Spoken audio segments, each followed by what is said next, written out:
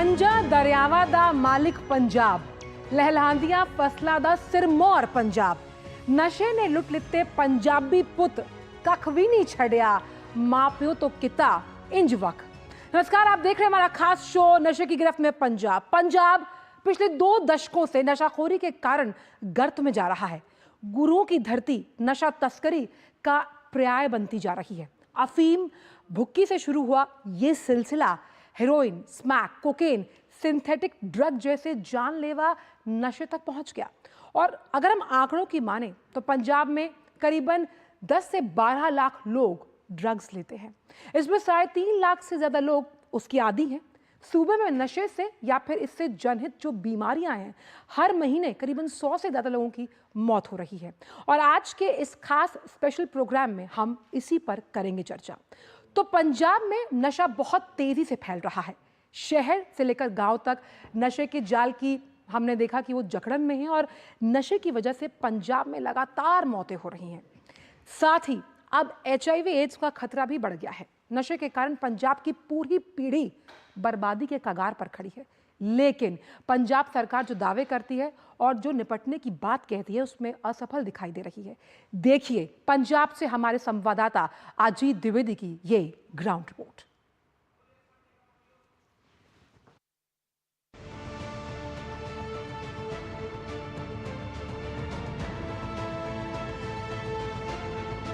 पंजाब में बढ़ते नशे का संकट किसी से छुपा नहीं है।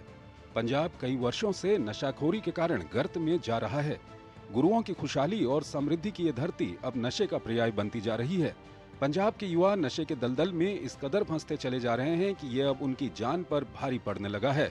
राज्य के 3 जिले मोंगा, फिरोजपुर और भटिंडा में स्थिति ज्यादा गंभीर है, जबकि अमृतसर, तरनतारन, गुरदासपुर व जालंधर में भी हालात ठीक नहीं है। पंजाब के युवाओं में नशा इस कदर घर कर चुका है कि हर दूसरे तीसरे घर में नशे से पीड़ित व्यक्ति मिल सकता है। शहर से लेकर गांव कुछ भी नशे से अछूता नहीं है। नशीली दवाओं के सेवन ने लोगों का न सिर्फ जीवन बर्बाद कर दिया है, बल्कि इसके ओवरडोज से लगातार जानें भी जा रही हैं। पंजाब का जो 5 दरिया चलते हैं, 5 में तो ये 6वां दरिया जो नशे का चल रहा है सर। अब देख रहे हैं हर घर में देखो तीसरे चौथे घर में नशे वाले हैं सर। देखो हालात ऐसे बना दिए ना हमारे पंजाब में, सोचने में मजबूर कर दिया लोगों को भी अब इससे कैसे छुटकारा पाया जाए। पर मेरे को नहीं लगता आज हालात ऐसे बन गए, किसी की शादी नहीं हो रही, शादी होते थे उनके बच्चे नहीं हो रहे। स्कूलों में चलो छोटे छोटे बच्चे 12-13 साल का नशा कर रहा है बच्चा। देखो सर, पता नहीं ये जो नई जनरेशन है किस दौर में लगी है। हर तीसरे घर में आपको जो चिट्टे वाला जो हीरोइन नशा, सिंथेटिक नशा है, ड्रग है, उसका एक एडिक्टेड मिलेगा। तो उसकी एक लंबी चेन है, उसके घर बर्बाद हो रहे हैं, खाने पीने के लाले पड़ चुके हैं।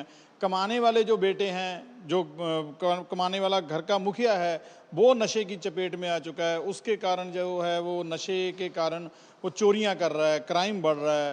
तो ये सारा सिस्टम है जो पूरे पंजाब को बर्बाद कर रहा है। राज्य के मोंगा, फिरोजपुर और भटिंडा में स्थिति ज्यादा गंभीर हो गई है, जबकि अमृतसर, तरनतारन, गुरदासपुर व जालंधर में भी हालात ठीक नहीं हैं। पंजाब में नशे के नासूर से कोई भी नहीं बचा है, लेकिन इसमें युवाओं की संख्या सबसे ज्यादा है। जब हम भटिंडा के एक नशा मुक्ति केंद्र पहुँचे तो देखा कि सभी आयु के लोग यहाँ अपना इलाज करा रहे हैं। नशे की इस लत की भयावहता का अंदाजा इस बात से लगाया जा सकता है कि एक ही परिवार के कई लोग इसकी चपेट में हैं। अपनी रिपोर्टिंग के दौरान हमने देखा कि भटिंडा के एक ड्रग डी एडिक्शन सेंटर में करीब 15 साल का बच्चा और मां दोनों के नशे के आदी होने के कारण उनको यहां लाया गया है। देखा जाए तो मैक्सिमम तो जो एज ग्रुप है वो तो इस समय ज़्यादा आ रहा है। आप मान के जो 16 से लेके 30-35 तक की एज ग्रुप के ज़्यादा आ रहे हैं। जेंडर हमारे पास गवर्नमेंट सेक्टर में ज़्यादा तो मेल्स ही आते हैं। कोई फीमेल्स थोड़ा सा गवर्नमेंट में आने में हेजिटेट करती हैं प्राइवेसी के कारण, लेकिन फीमेल्स आ रही हैं, ऐसा बात नहीं आ रही, लेकिन कम आती हैं हमारे पास। तो बाकी जो नशा ज़्यादा वो सारा मिक्स नशा आ रहा है सर। मेडिकल नशा भी आ रहा है, वो सोशो इकोनॉमिक ग्रुप के हिसाब से होता है। जो अफोर्ड कर सकता हीरोइन भी ले रहा है, जो बाकी मेडिकल नशा, सिंथेटिक ड्रग्स, सब तरह का नशा मिक्स आ रहा है। पंजाब में ड्रग्स का सेवन न सिर्फ यहाँ के युवाओं को तबाह कर रहा है, बल्कि अब पंजाब में नशीली दवाओं के ओवरडोज से होने वाली मौतें बड़ी चिंता का विषय बन गई हैं। वहीं नशे के कारण पंजाब में एक और बड़ा खतरा मंडराने लगा है। नशे के आदी लोग बड़ी संख्या में HIV, एड्स के भी शिकार बन रहे हैं। खाली टीके के राही जो नशा लेते हैं वो वाले मरीज आते हैं, और उनमें ये भी देखा गया है कि HIV और काला पीलिया ये बीमारियां भी उनकी होती है, तो उनका भी साथ में वो इलाज हम करवाते हैं हमारे अदर डिपार्टमेंट से मिलकर, और ये इलाज किया जाता है उनका। हमें पता है कि एक दूसरे के सुई सिरिंज ये लोग साझी करते हैं।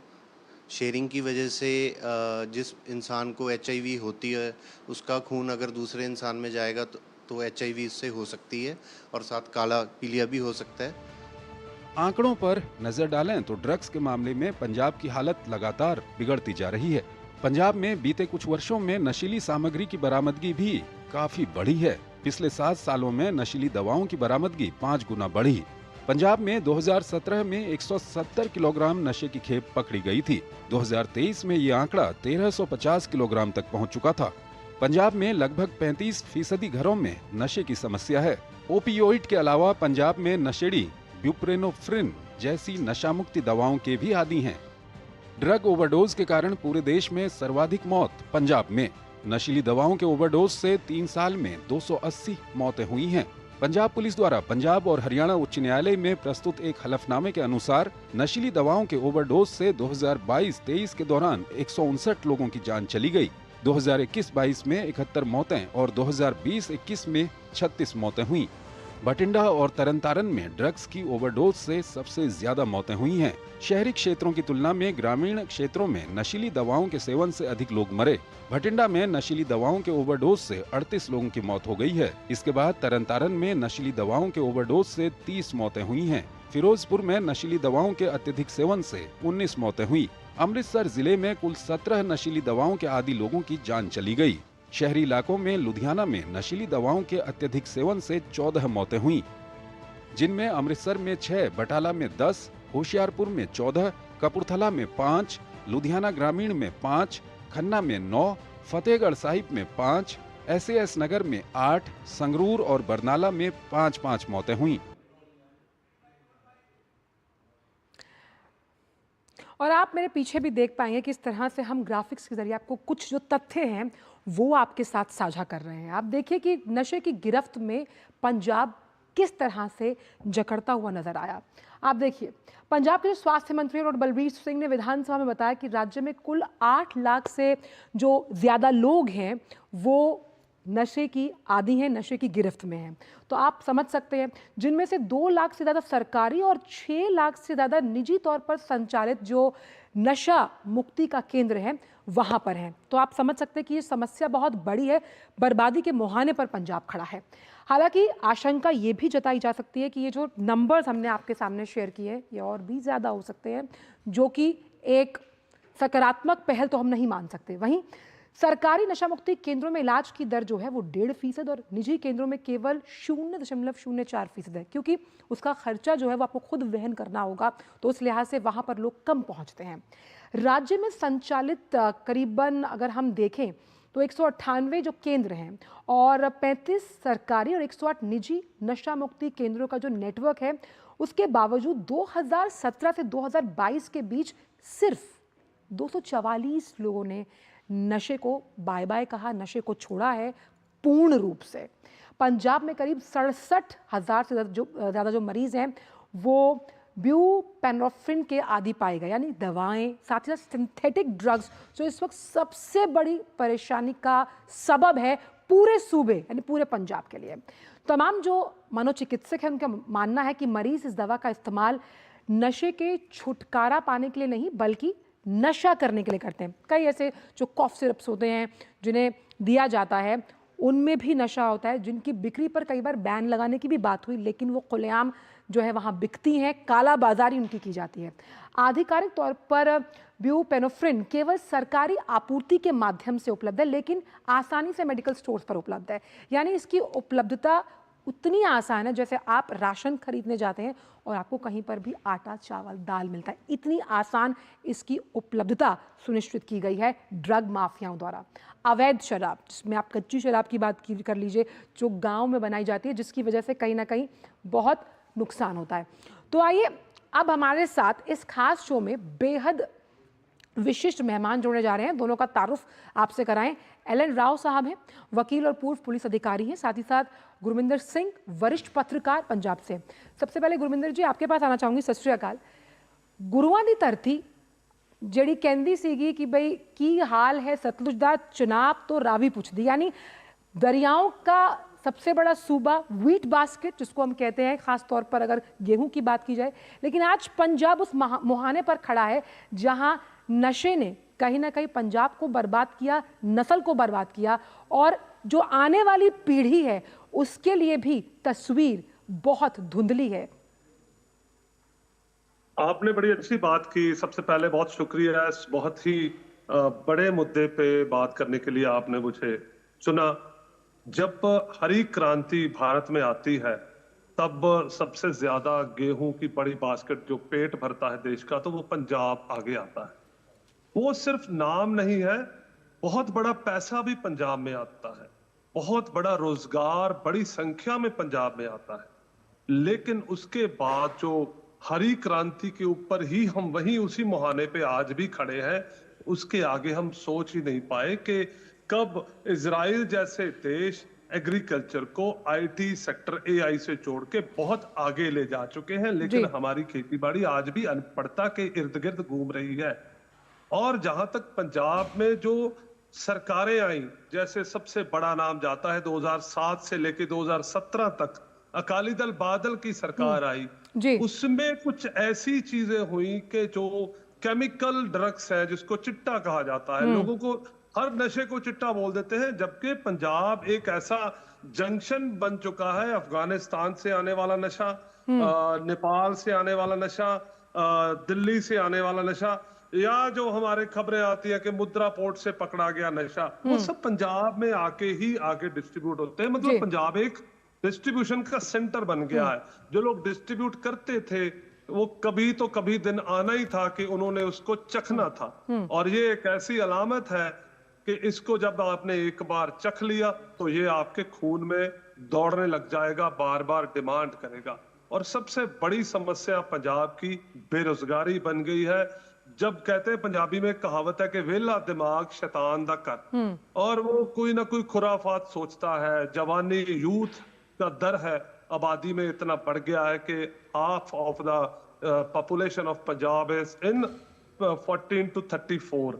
तो वो सारी चीजें मिला के, और जो पॉलिटिकल करप्शन जहां तक हमने देखा है, ईडी हो या सीबीआई हो, मतलब वो सारी चीजें मिला के, ये इसमें कोई शक शुबा नहीं है कि जो सरकारें आई उन्होंने जो वादे किए वो वादे कहीं भी पूरे होते हुए नजर नहीं आते। जब नशा मुक्त पंजाब को बनाने की बात आती है, मुझे पहली पातशाही के वो 3 शब्द याद आ रहे हैं, वर्ण छक्को, कीरत करो ते नाम जपो। लेकिन इससे पंजाब बहुत दूर होता जा रहा है।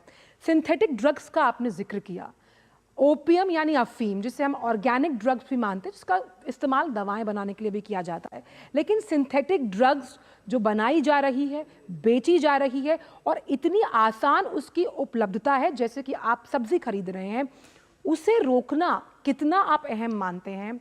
और सरकारों की तरफ से क्यों इस तरह का कदम उठाया नहीं जाता? क्या रसूखदार शामिल हैं जिनका राजनीतिक वर्चस्व है, या फिर पुलिस की मिली भगत है, या मेडिकल स्टोर्स का अगर हम उन पर ठीकरा फोड़े?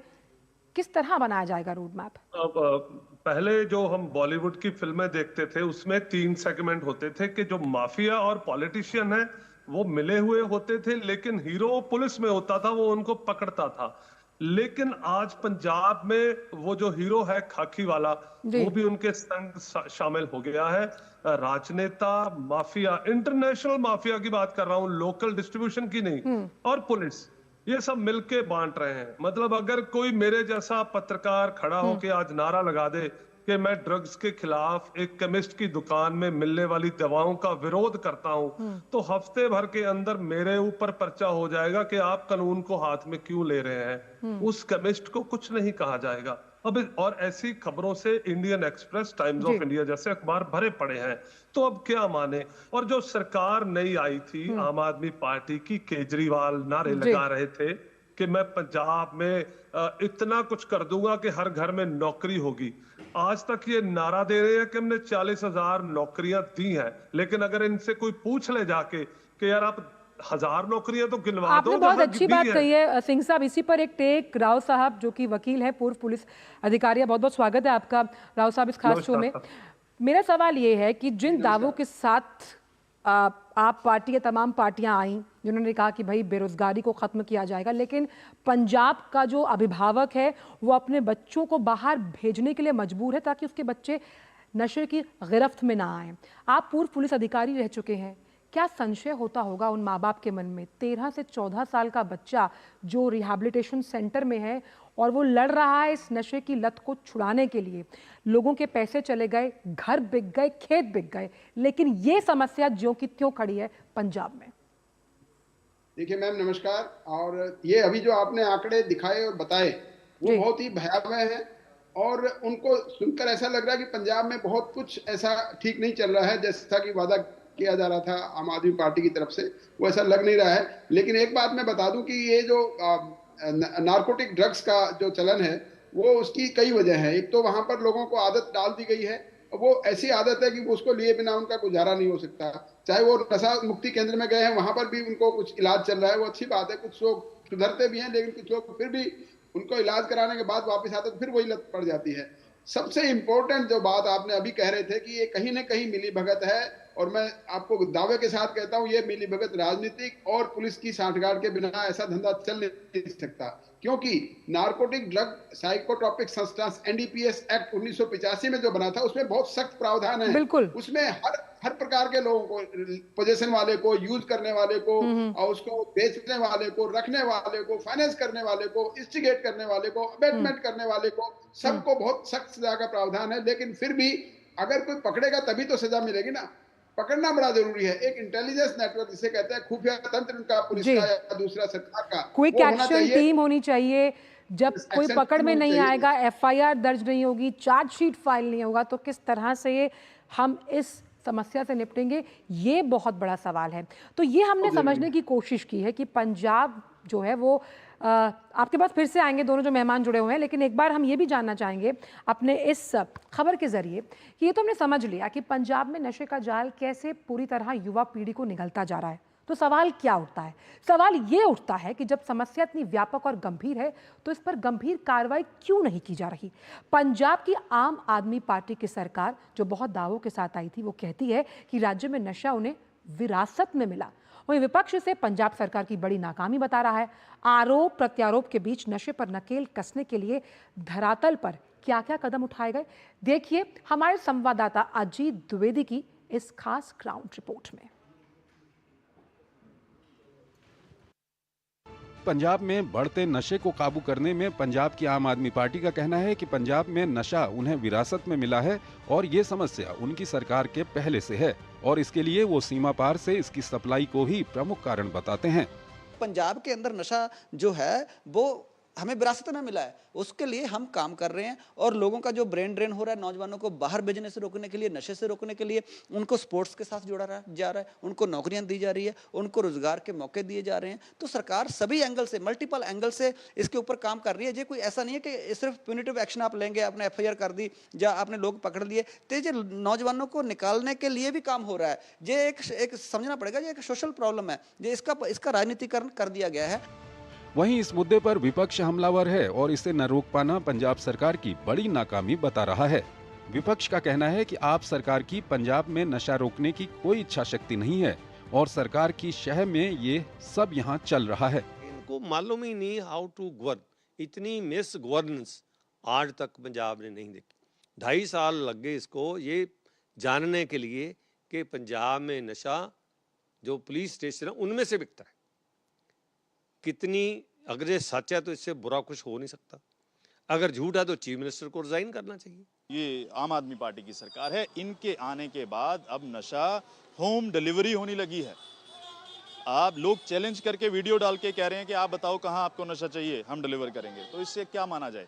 कि ये सरकार जो है बिल्कुल भी इस चीज़ को लेकर फिक्रमंद नहीं है कि पंजाब का युवा जो बुरी तरह से इस नशे की दलदल में जो धंस गया है, फंस गया है, उसको निकालना कैसे है। वहीं जानकारों का भी कहना है कि नशे को लेकर पंजाब सरकार में कोई ठोस कार्रवाई नहीं हुई है। कई जगह पुलिसकर्मी ही इस गोरख धंधे में लिप्त पाए गए हैं। ड्रग के कारोबार में संलिप्त होने के कारण पिछले दिनों बड़ी संख्या में पुलिस के ट्रांसफर भी किए गए। पिछले दिनों सीएम भगवंत मान ने पुलिस विभाग में 10,000 तबादलों का आदेश देते हुए दावा किया कि कई निचले स्तर पर पुलिसकर्मी नशे के खतरे को बढ़ाने में लगे हुए हैं। यहाँ पर एक बड़ी प्रॉब्लम है, वो है पॉलिटिकल, पुलिस और स्मगलर, ये नेक्सस है। इस नेक्सस को तोड़ना बहुत ज़रूरी है। इसमें जो बिल पावर है सरकारों की, वो बिल पावर काम नहीं करती और उसकी बदौलत ये प्रॉब्लम इतनी बड़ी हुई है। वरिष्ठ प्रोफेसर और dynamics of drug addiction and abuse in India के लेखक डॉक्टर रंजीत सिंह घूमन कहते हैं कि पंजाब में ड्रग की समस्या एक बड़ा व्यापार भी बन गया है। यहाँ से अन्य देशों को भी ड्रग की सप्लाई होती है। इस समस्या को जड़ से खत्म करने के लिए उसके मूल कारण को खत्म करना होगा।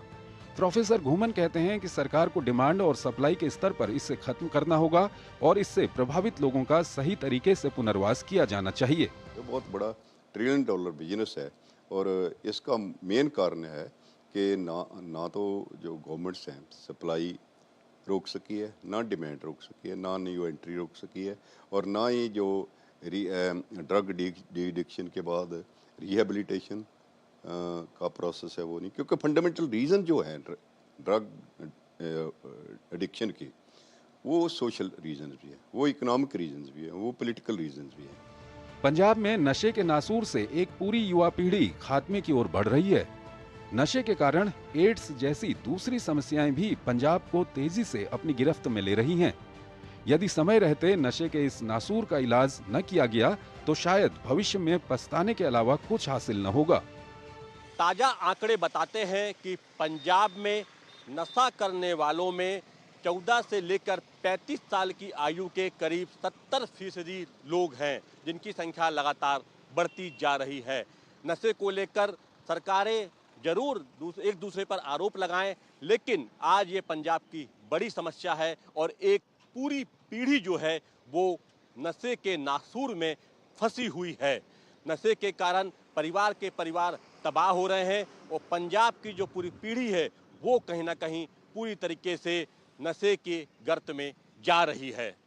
कैमरामैन अनिल ठाकुर के साथ Ajit Dwivedi, DD news, Punjab.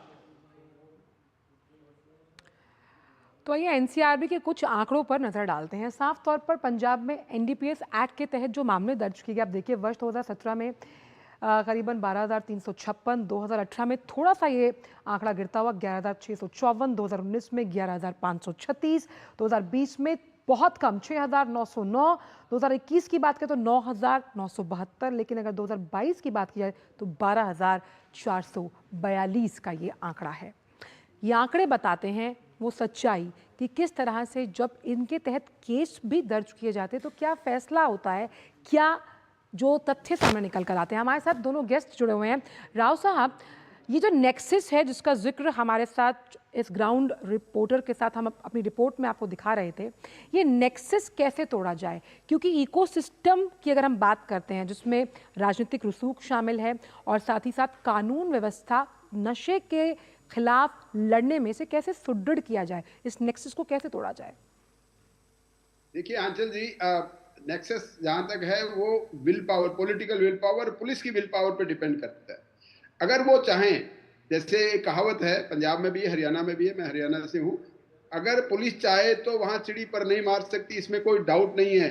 Police के आदमी चप्पे चप्पे पर होते हैं और उनका लोकल इंटेलिजेंस नेटवर्क ये पता कर सकता है कि कौन आदमी नशे के कारोबार में शामिल है, ग्राउंड लेवल से लेके और जो स्मगलर है वो सारे लेकर, और कौन बीच वाला आदमी और कहाँ से नशा आ रहा है, कहाँ के नशे की खेप कहाँ से आ रही है, कहाँ पे खपत हो रही है।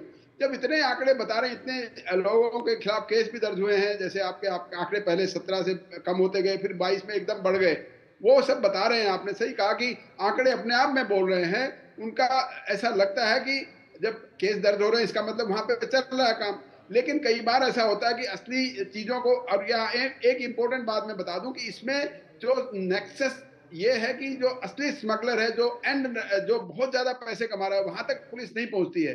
जो जड़ जिसको कहते हैं, जहां से सप्लाई होती है, वहां तक अगर हो जाए, वो जड़ को काट दिया है तो सप्लाई वहां बंद हो जाएगी। और जब सप्लाई नहीं होगी तो धीरे धीरे लोगों को ये मिलना बंद हो जाएगा। जब मिलना बंद हो जाएगा तो लोग अपने आप में ठीक हो जाएंगे। तो सबसे इंपॉर्टेंट बात है कि लोकल इंटेलिजेंस पुलिस की तरफ से और सरकार की भी लोकल इंटेलिजेंस है, और उन दोनों की विल पावर अगर है तो ये डेफिनेटली ऐसा कोई बड़ी बात नहीं है, बंद ना हो जाए। हो सकता है, लेकिन जब तक ये नेक्सस चलता रहेगा और स्मगलर्स के साथ, जो मैंने आपको बताया कि असली स्मगलर है वो पकड़े नहीं जाते हैं, वो कहीं ना कहीं, क्योंकि इसमें कारोबार में पैसा बहुत है, it's a huge money involved in this case, और वो पैसा कहीं ना कहीं इस नेक्सस को बढ़ावा देता है।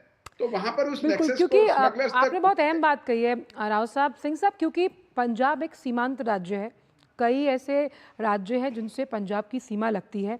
तो ये सप्लाई चेन जो है, अगर इसको तोड़ा जाए, इस पर वार किया जाए, तो जहाँ से ये शुरू हुआ है और अगर इसका मिलना, यानी कि इसकी उपलब्धता ही कहीं ना कहीं एक बॉक्स में बंद कर दी जाए या आगे पहुँचे ही ना, तो बहुत बड़ी, हम कह सकते हैं, राहत हो सकती है अभिभावकों के लिए, स्कूल्स के लिए, कॉलेजेस के लिए। क्योंकि जब हम बात करते हैं सेना में जाने की, एक ज़माना था नंबर 1 पे पंजाब था। जब हम खेलों की बात करते थे तो पंजाब का कोई हाथ नहीं पकड़ सकता था। जहाँ पे एथलीट्स की हम बात कर रहे हैं, अलग अलग खेलों की हम बात करते हैं, लेकिन आज इन तमाम स्तरों से काफ़ी नीचे आता हुआ पंजाब। जी बिल्कुल, और यही एक वजह है कि ड्रग्स की वजह से पंजाब का नाम बदनाम होता जा रहा है, और ये उड़ता पंजाब जिसे मूवी तक बन चुकी है, और युवाओं का जो खेल की तरफ है ध्यान है, और फौज में जाने वालों की जो स्वास्थ्य की बात है, क्योंकि ड्रग्स के साइड इफेक्ट बहुत हो रहे हैं, जैसे अभी बताया कि HIV हो सकता है। इसको एक टेक में चाहती हूँ कि राव साहब, सिंह साहब भी दे। सिंह साहब, किस तरह से आप मानते हैं सप्लाई चेन को प्रभावित करना बहुत ज़रूरी है, ताकि वो लहलहाते हुए खेत, वो जवानी मारता हुआ पंजाब, और ख़ास तौर पे जिन जवाकों की हम बात करते हैं, जिन युवाओं की हम बात करते हैं, जिनकी आंखों में सपने हैं, जो अपने राज्य के लिए, देश के लिए उसका मुस्तकबिल रखने का मादा रखते हैं, वो कुछ कर पाए? नहीं, इसका सबसे बड़ा जो हमारा पंजाबी समाज है, वो आज भी बहुत अग्रिम होके तत्पर है कि इसको तोड़ा जाए। गांव-गांव में लोग, पंचायत, लोग इकट्ठे होकर रात को पहरा लगाते हैं कि अगर कोई बांटने वाला आए तो उसको पुलिस को दे दिया जाए।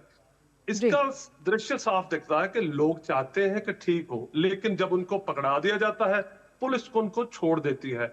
इतना बड़ा है कि हाई कोर्ट के जस्टिस मैडम ने यहां तक बोला कि पुलिस IPS ऑफिसर्स को ताड़ के बोला कि आप लोग इनको संरक्षण दे रहे हैं, क्योंकि जब पर्चा होता है तो एक कुछ दिनों के अंदर चालान पेश करना होता है। वो चालान नहीं पेश करते तो मजबूरन हाई कोर्ट को उन बड़े तस्करों को जमानत देनी पड़ती है। अगर कोई बड़ा तस्कर आ जाए इस लेवल के ऊपर, मतलब हाई कोर्ट ने अपनी टिप्पणियों में ये तक साबित कर दिया कि IPS ऑफिसर तक इसमें संलिप्त है, छोटे ऑफिसर्स की या मुलाजमों की, सिपाही की बात नहीं कर रहा। और जो 10,000 लोगों की बदलियों की बात कही थी, वो पूरे का पूरा भगवंत मान जी का पॉलिटिकल शगुफा था, क्योंकि वो बदलियां हुई थी जिनके 3 साल पूरे हो चुके थे, उनकी बदली होना ही था। या तो ये होता ना, और जो बदनाम अफसर है, IPS अफसर जो बदनाम है, 5-6 पढ़े, वो आज भी कमिश्नर, SSP तैनात है। तो कैसे मान लिया जाए कि सरकार इसको लेके, और इसमें सबसे बड़ी पॉलिटिकल ये बात होती है कि ये बहुत आपने अहम बात कही है राव साहब। जिस तरह से अगर तस्कर पकड़ा भी गया, क्योंकि पुलिस की चेकिंग हुई, फिर वो माल छूटा गया, माल छोड़ दिया गया, वो माल फिर मार्केट में आ गया, इसके लिए क्यों कोई व्यवस्था या तो बनाना नहीं चाहते, बनती है तो उसमें लूपहोल्स इतने ज्यादा हैं कि वो पल भर में ढह जाती है। राव साहब।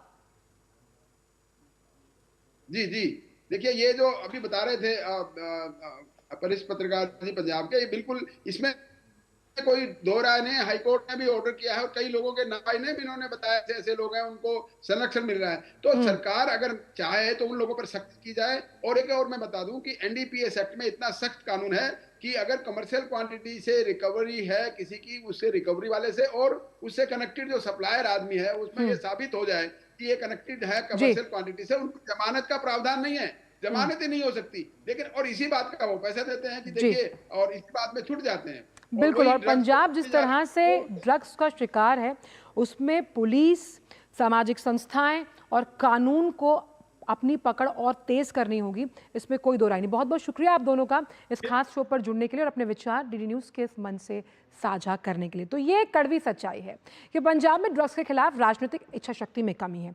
कोई भी पार्टी हो, किसी ने भी इस मामले में ईमानदारी से काम ही नहीं किया। पंजाब के पास सब कुछ है, इस सूबे को ड्रग्स से मुक्ति दिलवाना वहाँ की सरकारों का काम है। पंजाब के बेटों को बचाना वहाँ की सरकार का काम है। ड्रग्स ने पंजाब के पानी और पंजाब की जवानी दोनों को बर्बाद किया और ये एक ऐसा मसला है जिस पर सभी राजनीतिक दलों को मिलकर काम करना चाहिए। राज्य और केंद्र सरकारों को मिलकर इस समस्या के निदान के लिए ठोस रणनीति बनानी चाहिए। और कहा गया है, देह शिवा वर मोहे दो, शुभ कर्मन तो कब हूं न डरूं, जब भी मैं लाए लड़ूं निश्चय कर अपनी जीत करूं। तो वो निश्चय, वो इच्छा शक्ति बेहद जरूरी है। इस खास शो में बस इतना ही। मुझे मेरी पूरी टीम को दीजिए इजाजत। बाकी खबरें और अपडेट्स के लिए आप देखते रहिए डीडी न्यूज़। नमस्कार।